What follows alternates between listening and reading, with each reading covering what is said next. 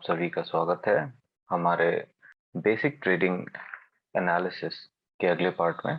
पिछला पार्ट हमारा इंट्रो था और अब हम इस बारे में बात करेंगे कि रिस्क जो है ट्रेड्स में वो कैसे मैनेज किया जाता है। फ्रेंड्स, ऐसा है कि प्रॉफिट्स की बात हमेशा ट्रेड में हर कोई करता है, लेकिन उसमें रिस्क कितना है इसकी बात कोई नहीं करता या बहुत कम लोग करते हैं। वो जनरली स्टार्ट जब आप करो अपनी जर्नी तो ये प्रायोरिटी में रहता भी नहीं, लोगों का ध्यान बस प्रॉफिट पे होता है, जबकि रिस्क को मैनेज करना उतना ही इम्पोर्टेंट है। तो चलिए हम इसके बारे में थोड़ा डिटेल में बात करते हैं। सबसे पहले disclaimer, this video is purely for educational purpose और ये किसी भी व्यक्ति विशेष या सोशल मीडिया कंटेंट इन्फ्लुएंसर वगैरह के अगेंस्ट नहीं है जो पब्लिक डोमेन में है। और सेकेंडली जो उससे भी इम्पोर्टेंट चीज़ है वो ये कि आप अपना रिसर्च कभी न करना भूलें, क्योंकि आपका पैसा है, प्रॉफिट या नुकसान आपका होगा। तो जो पहला पॉइंट है रिस्क मैनेजमेंट में, वो मैं ये कहना चाहूँगा कि डाइवर्सिफाई योर फंड्स। इंग्लिश में एक काफ़ी फेमस कहावत भी है, never put all your eggs in one basket. ये इसीलिए कहा जाता है कि आप अगर हर जगह अपने कैपिटल को, पोर्टफोलियो को बांट के चलें तो आप अपना रिस्क कम करते हैं, क्योंकि ज़रूरी नहीं है कि अगर आप एक ही जगह डालें पैसा तो वो प्रॉफिट ही हो या लॉस में ही जाए। कुछ भी हो सकता है। आपको हर एज अ ट्रेडर आपको हर तरह से तैयार रहना है। एज अ ट्रेडर हमेशा याद रखें कि आपका जो विचार है किसी भी प्राइस को लेके, किसी भी स्टॉक, क्रिप्टो, कहीं भी किसी भी मार्केट में, कि मार्केट यहाँ से तो ऊपर ही जाएगी या नीचे ही जाएगी, ऐसा कभी नहीं होता। मार्केट जो आपको दिखाए उसी हिसाब से चलना है। सिंपल रखिए चीजों को। डाइवर्सिफाई मार्केट में क्या है, अलग अलग पोजीशंस आप ले सकते हैं। अब जैसे आपने अगर सुना होगा तो एक लेवरेज ट्रेडिंग बोल के टर्म होता है जो ट्रेड्स में यूज किया जाता है। तो एग्जांपल के थ्रू इसको समझते हैं कि फॉर एग्जांपल अगर आपका $1000 का या आईएनआर का पोर्टफोलियो है तो उसको आप 10 अलग अलग ट्रेड में यूज कर सकते हो। कैसे? $1000 का पोर्टफोलियो है तो पहला ऑप्शन तो ये कि सीधे सीधे आपने ₹1000 या डॉलर जो भी कह लें उसको एक ट्रेड में लगा दिया। प्रॉफिट हुआ तो उस पे होगा, नुकसान हुआ तो इस पे होगा, पर अल्टीमेटली इसमें क्या है कि आप अपनी सारी होप्स एक ही आइटम पे फोकस कर रहे हो। इसके बदले आप ये कर सकते हो कि आपने उसको 10 टुकड़ों में बांटा, मान लीजिए ₹100 की या डॉलर की हर एक ट्रेड हो गई, और उस पे 10x लेवरेज को और थोड़ा डिटेल में आगे समझेंगे। फिलहाल के लिए ये समझें कि उसको इंटू 10 कर दिया तो हर एक जो ट्रेडिंग पोजीशन है वो आपके ₹1000 की हो गए। अब आगे इस तरीके से आपने टोटल 10 पोजीशंस ओपन कर ली, तो किसी में प्रॉफिट भी हो सकता है, किसी में लॉस भी हो सकता है। ओवरऑल आपके चांसेस रहेंगे कि अगर आपने बहुत सोच समझ के अपने ट्रेड्स 10 के 10 लिए होंगे तो आप एक अच्छा प्रॉफिट बना सकते हैं। रिस्क को मिटिगेट करते हुए हो सकता है उसमें 2-3 ट्रेड खराब चली जाए, 4 ट्रेड खराब चली जाए, बट बाकी में इतना प्रॉफिट हो कि आप नेट ओवरऑल जो है प्रॉफिट में रहेंगे।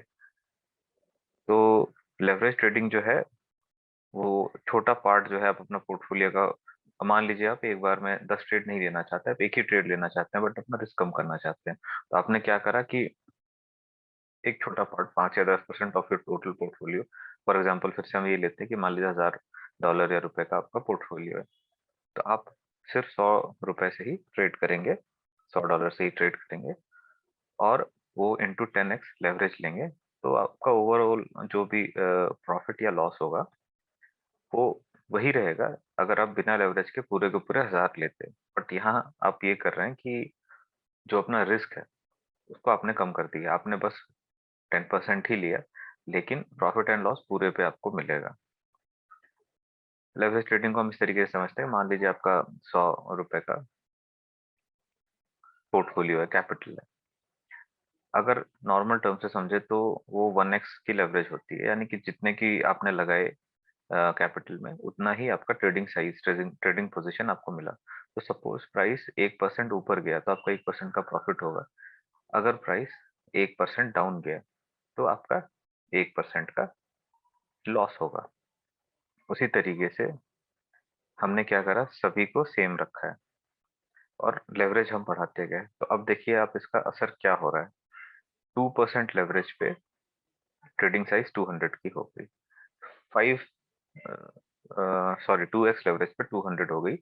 5x लेवरेज लिया तो ये 500, और अगर 10x लिया तो ये 1000। अब आप ये देखिए कि पोर्टफोलियो सेम है, लेकिन सिर्फ लेवरेज के चेंज होने से आपकी ट्रेडिंग पोजीशन चेंज हो गई।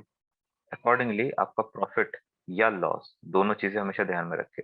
जरूरी नहीं है कि आपका हमेशा प्रॉफिट ही होगा, लॉस भी होता है। तो दोनों के चांसेस कैसे बढ़ जाते हैं। अब सपोज जैसा मैंने पिछले एग्जांपल में आपको बताया कि आपने $1000 का पोर्टफोलियो 100 में बांट करके 10 ट्रेड्स ली, तो उसमें अगर आपका रिस्क एंड रिवॉर्ड रेशियो अच्छा है तो ओवरऑल आप अच्छे प्रॉफिट में रहेंगे। लेवरेज ट्रेडिंग जो है, ये मैंने इसीलिए ऐसे ब्लॉक में अलग से लिखा है कि leverage trading is always misunderstood by newcomers and beginners. लोगों को ऐसा लगता है कि ये प्रॉफिट बढ़ाने का तरीका है, पर ऐसा होता नहीं है। जनरली जो है, हाई लेवरेज एक ही ट्रेड पे ले ली और इतना ज्यादा आप लूज कर जाते हैं। People in a single trade and lose so much of more money than they can actually afford to lose. यानी कि उसके बाद वो बिल्कुल डर जाते हैं एक गलत डिसीजन। और ट्रेडिंग में ऐसा होता है, it is common to have losses. Main thing is how you take the losses. एक प्रोफेशनल की तरह आपको लॉसेस भी लेना सीखना पड़ेगा, और इसलिए रिस्क मैनेजमेंट जरूरी है। तो इंस्टेड जो इसके बारे में मैंने लिखा है कि instead it is actually a way to take multiple trades at the same time so that your profit and losses are not based on results of one single commodity stock और crypto. यानी आप एक ही के भरोसे नहीं बैठ के आपने क्या करा, 10 अलग अलग सेटअप्स ढूंढे जिसमें आपको लगता है प्रोबेबिलिटी कि आपकी विनिंग रेशियो अच्छी है। आइदर वो लॉन्ग हो सकता है यानी बाई करना, या शॉर्ट हो सकता है सेल करना। कॉल और पुट ऑप्शन ट्रेडिंग में भी इस चीज को कहते हैं। तो ये उस तरीके से है। तो आप यहाँ पे देख रहे होंगे सेम पोर्टफोलियो, लेवरेज अलग, ट्रेडिंग साइज चेंज हो गई, प्रॉफिट एंड लॉस दोनों किस तरीके से चेंज होते हैं। तो लेवरेज जो है, ये आपके प्रॉफिट्स बढ़ाने का तरीका नहीं है, ये आपके रिस्क को कम करने का तरीका है। इसको इस तरीके से ले तो आप हमेशा ज्यादा फायदे में रहेंगे। चलिए एक सवाल फिर से, बट इसका जवाब दूंगा मैं यहाँ। Do you know the average winning percentage of most experience traders who have been trading since 15 to 20 years? ये है इसका जवाब, 40 से 45%। जनरली जो एक्सपीरियंस ट्रेडर्स होते हैं, जो काफी लंबे टाइम से हैं यहाँ पे, अक्सर लोगों को ऐसा लगता होगा कि आपकी विनिंग रेट, जो न्यू कमर्स होते हैं या कुछ लोग कहते हैं 70%, 80%, 90%, हो सकता है छोटे टाइम फ्रेम में आप वैसा अचीव कर लें, but over a long period of time ये जो है ना, सबसे पुराने ट्रेडर्स का रेशियो है कि 40 to 50% ही उनकी विनिंग रेट होती है।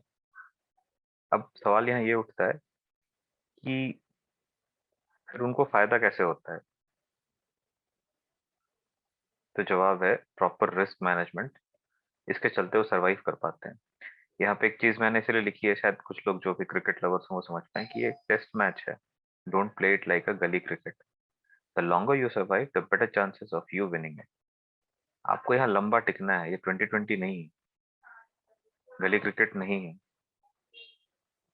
तो आप जितना लंबा टिकेंगे आपके प्रॉफिट्स उतने ज्यादा बढ़ेंगे। और लंबा आप तभी टिक सकते हैं जब आपके पास रिस्क मैनेजमेंट हो। ऐसा ना हो कि एक अचानक से किसी गवर्नमेंट पॉलिसी में बदलाव हो गया, या किसी कंपनी के कुछ उल्टे सीधे डिसीजंस हो गए, इसके चलते अचानक से बहुत ज्यादा प्राइस अप या डाउन चली जाए, पंप या डंप हो जाए, और एक ही झटके में आपने जो पूरे 6 महीने साल भर की मेहनत की होगी सारा पानी में चला जाए, आपके प्रॉफिट जो थे वो भी गए, कैपिटल भी गया। तो इन चीजों से बचाता है प्रॉपर रिस्क मैनेजमेंट, इसलिए ये बहुत ही जरूरी है।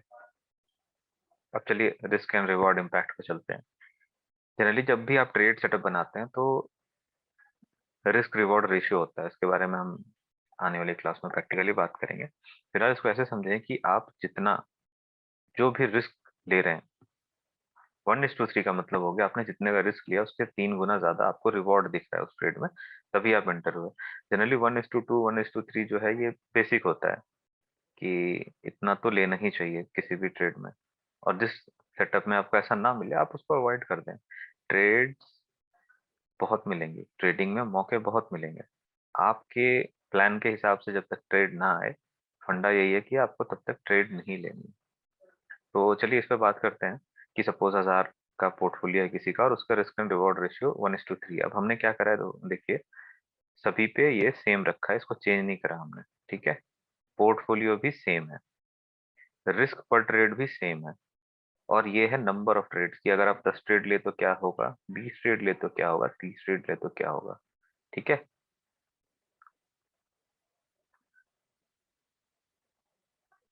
यहाँ पे हमने क्या चेंज करा है, विन रेट, कि अगर आपकी विन रेट 30% है, 40% है, 50% है, तो फिर चीजें कैसे चेंज होती हैं। तो ओवरऑल ये पार्ट जो है इसको हमने अनचेंज रखा है और इसको आगे चल के हम बात करेंगे। तो पहले से स्टार्ट करें तो 1:3 का रिस्क एंड रिवॉर्ड रेशियो है। पोर्टफोलियो हमारा 1000 का है, 50 पर ट्रेड यानी कि $50, $50 का ही रिस्क आप ले रहे हैं एक ट्रेड पे। जैसा हमने बात करी, वन आपका ये 50 है, तो जब आपका 150 है यानी कि 50 का रिस्क आप ले रहे हैं एक ट्रेड पे, तो उससे 3 गुना आपका रिवॉर्ड होना चाहिए, तभी आपने ये ट्रेड ली। तो ये मान के चल रहे हैं कि 50 का रिस्क आपने लिया तो 150 का प्रॉफिट आपको दिख रहा है। सपोज आपने 10 ट्रेड ली, ओके, विनिंग रेशियो आपका 30% है, यानी कि 10 ट्रेड में 3 ही आपके सही हुए होंगे, 7 गलत हुए होंगे। इन दैट केस आपका प्रॉफिट बनेगा 450 का, लॉस होगा 350, 100 का प्रॉफिट। आई होप ये सिंपल है, आप इसको समझ पाएंगे। तो पहले स्टेप में हमने ये करा है। सेम चीज अगर 20 ट्रेड लें तो डिफरेंस इसका डबल हो जाएगा, आपको प्रॉफिट 900 का होगा, 700 का। 30 का होगा, यानी 30 ट्रेड मान लीजिए आप एक पीरियड ऑफ टाइम पे लेते हैं, तो 300 का प्रॉफिट होगा। सिर्फ 30% विनिंग रेशियो से ये अचीव करना, थोड़ी सी बेसिक नॉलेज अगर आपकी हो तो बहुत ईजी है इसको अचीव करना। 30% पे आप इस तरीके से देख सकते हैं। बट यहाँ पे देखिए जो मैंने पहले बात करी थी टाइम की, जैसे जैसे आप टाइम देंगे चीज़ों को वैसे वैसे बढ़ते जाती हैं, 10 20 30 ट्रेड्स की। तो ये ट्रेड सेटअप ढूंढने में टाइम लगता है, बट ओवरऑल आप ठीक ठाक प्रॉफिट में है अगर आपका विनिंग रेशियो 30 है। अब हमने इसको चेंज करके 40 कर दिया। 40% विनिंग रेशियो अगर है आपका, बाकी सारी कंडीशन सेम है। अब आप देखिए कि कैसे चेंज होता है। पहले ही कंडीशन में 10 ट्रेड पे आपका प्रॉफिट बना 300 का, हमने कुछ भी चेंज नहीं करा, पीछे जितना आपका रिस्क था आप सेम रखो, कैपिटल भी सेम है, रिस्क एंड रिवॉर्ड रेशियो भी सेम है, लेकिन विनिंग रेशियो अगर आपने अपने आप को थोड़ा और इम्प्रूव कर लिया और आप बेटर ट्रेन ढूंढ पा रहे हो, तो 40% पे आपको ये 300 600 900 का प्रॉफिट हुआ 10 20 एंड 30 ट्रेड्स में। ओके, तो इस तरीके से आप देख सकते हैं कि कैसे एक छोटे से चेंज यहाँ पे आने से आपके प्रॉफिट्स में कितने का बदलाव आ गया है। और आगे जाते हैं, सेम वही 10 20 30 ट्रेड्स का एग्जांपल लेते हैं, बट फिर से विनिंग रेशियो अगर 50% रख देते हैं, प्रॉफिट आपका 750, 250, लॉस 500 का नेट प्रॉफिट। सेम 50% पे ही अगर 20 ट्रेड्स हुए तो 1500 500 का लॉस, टोटल आपको ₹1000 का बेनिफिट हुआ, 30 ट्रेड्स पे 1500 का हुआ। तो एक तरह से आप एक आइडिया लगा सकते हैं कि इससे ओवरऑल, हालांकि ये एक फिगर है एग्जांपल देने के लिए, बहुत बार क्या होता है कि पहले लॉसेस थोड़े ज्यादा हो जाते हैं, उसके बाद विन्स मिलती है, तो थोड़ा ऊपर नीचे हो सकता है, बट एक अप्रोक्सीमेट आइडिया ये आपको दे देगा कि अगर एक रिस्क रिवॉर्ड रेशियो स्टेबल रखा है आपने, एक छोटा कैपिटल भी है, तो आप कितना कुछ बदल सकते हैं। स्टार्टिंग में 30-40% अचीव करना कोई बड़ी बात नहीं है, थोड़ी सी नॉलेज एंड प्रैक्टिस हो आपके पास तो you can easily achieve this. तो ये चीजें हैं, आप इनको थोड़ा सा समझिए। Always use stop loss. Stop loss हर ट्रेड में बहुत ही जरूरी होता है। बेसिकली एक ट्रेड सेटअप जिसकी आगे हम क्लासेस में भी बात करेंगे, जो ट्रेड सेटअप है इसका मतलब होता है आपका इन 3 चीजें हमेशा क्लियर होनी चाहिए। पहला है आप एंट्री कहाँ ले रहे हो, दूसरा है आपका टारगेट क्या है, होना चाहिए, और तीसरा है आपका स्टॉप लॉस कहाँ होगा। इस इस 3 चीज़ों के बिना अगर आप ट्रेड ले रहे हो, तो आप अधूरी ट्रेड ले रहे हो। आपकी जो भी रिसर्च है अपनी ट्रेड के लिए, वो इसका मतलब है कि इनकम्प्लीट है। आपको हमेशा डिफाइन करना होगा कि कितने लॉस के बाद, define specifically how much you are ready to lose if trade goes against your plan and before you close the trade. ठीक है? आपको ये पहले से पता होना चाहिए कि कितने का झटका आप संभाल पाओगे, कितने का लॉस आप ले पाओगे। अब ऐसा तो नहीं है ना कि कोई ट्रेड ऐसी आ गई कि नहीं, आप बिल्कुल से उसके लिए दीवाने हो जाओ, पागल हो जाओ कि नहीं मुझे तो अब यही ट्रेड करना है, चाहे जो हो जाए।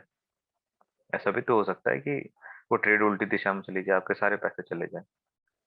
मार्केट्स हम सभी के पैदा होने के पहले भी थी, हमारे मर जाने के बाद भी रहेगी। मार्केट्स हमेशा से थे, हमेशा रहेंगे। लेकिन हमें अपने कैपिटल को बचा के चलना है। हमारा मेन मोटिव क्या है? अपने कैपिटल को बढ़ाना। कैसे बढ़ेगा कैपिटल? प्रॉफिट्स आएंगे तो, राइट? बहुत बार ऐसा होगा लॉसेस भी आएंगे, तो लॉसेस छोटे रखने हैं, प्रॉफिट्स बड़े रखने हैं। ठीक है? तो always use stop loss. Risk reward ratio के बारे में हमने बात करी कि आने वाली क्लासेस में हम पढ़ेंगे। ठीक है?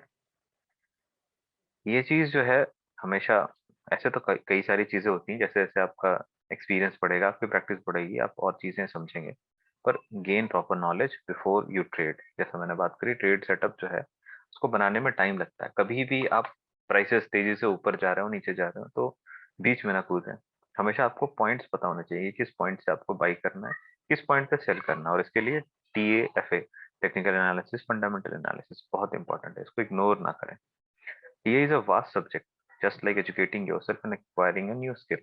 It needs time, practice, and patience. The stage in trading cannot be skipped, as you will have to come back here after making huge losses. देखिए, कई लोग क्या करते हैं कि छोटी सी टिप के भरोसे बैठ जाते हैं कि बस ये पता चल जाए तो हो जाएगा। हो सकता है सामने वाला बंदा आपकी हेल्प कर भी दे, हो सकता है, लेकिन कब तक आप उसके भरोसे बैठेंगे जब तक आप खुद कुछ ना सीखें।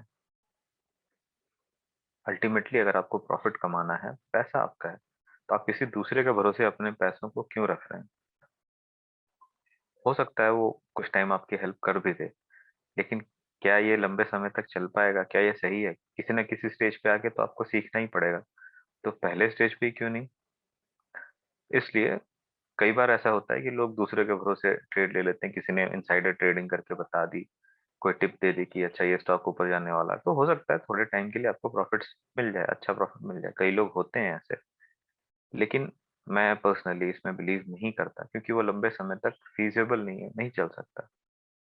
तो हमेशा TA एंड FA को दिमाग में रख के चले, खुद को इम्प्रूव करें, प्रैक्टिस करें।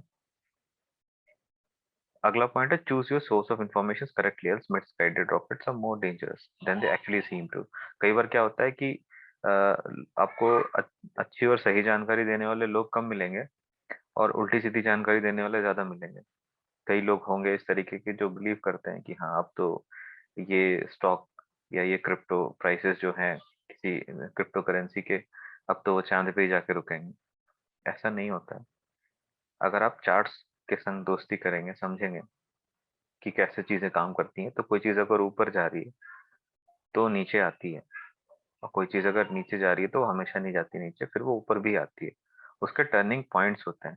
टेक्निकल एनालिसिस इसी चीज को सीखने का एक तरीका है, जो इंफॉर्मेशन लेने से, अपने आप को एजुकेट करने से, इम्प्रूव करने से आएगा। और ये कोई बड़ी चीज नहीं है, this is not a rocket science. ये हर कोई कर सकता है। Last point, going to take trades in present conditions without proper knowledge is like going to war in today's world with swords, knives, arrows, and sticks. You will get eliminated in the initial round itself. जो आधी अधूरी जानकारी रख के आज के समय में ट्रेड करते हैं ना, तो उसका एग्जांपल मैंने दिया कि आज के टाइम पे जहाँ टैंक्स, अलग अलग तरीके के गन्स हैं, राइफल्स हैं, स्नाइपर्स हैं, वहां पे अगर आप चाकू, तलवार लेके, तीर धनुष लेके, डंडे लेके जाएंगे लड़ने, तो सबसे पहले आप ही का शिकार हो जाएगा। तो ये मार्केट भी कुछ ऐसा ही है। ये आपको पैसे देने के लिए बैठा नहीं है। यहाँ पे लोग एक दूसरे से ही खेलते हैं, और हमारे जैसे लोग ही हैं जो ट्रेड करते हैं। किसी का लॉस होगा तो किसी का प्रॉफिट होगा। हर सेलर के लिए एक बायर है, हर बायर के लिए एक सेलर है। तो अगर आपकी जानकारी अधूरी है, तो इसका मतलब है कि आप तैयार हैं अपने पैसे गँवाने के लिए। ऐसा ना करें, अच्छी जानकारी, सही जानकारी रखें। तो चलिए, आज की क्लास यहीं पे रखते हैं, फिर अगली क्लास बहुत जल्दी अपलोड करेंगे। Thank you.